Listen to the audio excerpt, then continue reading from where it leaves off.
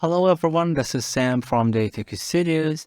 In this video, I want to give you a solution about limitation of Smart Filter Mask. As you know, if I create a layer mask for this layer, simply click on Create a New Layer Mask.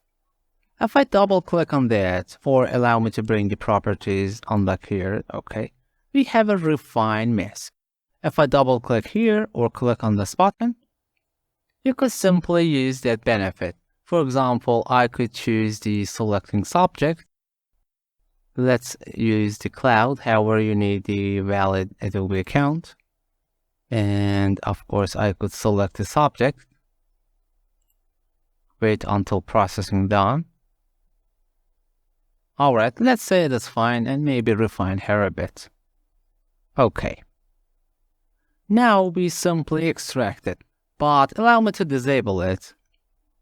If I convert this layer to Smart Object and then apply any filters or any adjustment, as an example, I could go Image, Adjustment, and let's say, just to something be obvious, maybe Brightness and Contrast, and increase the brightness and contrast to be visible. Okay, I think it is obvious, okay?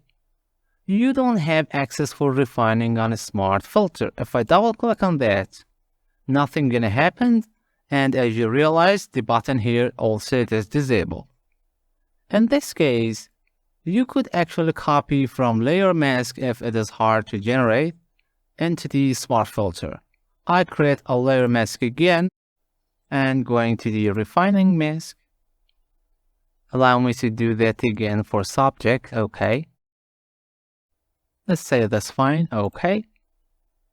Still, if I hold on the Alt or Option key and drag it on the Smart Filter Mask, it's not gonna copy. Also on the opposite, not gonna work to Alt or Option drag, nothing gonna happen.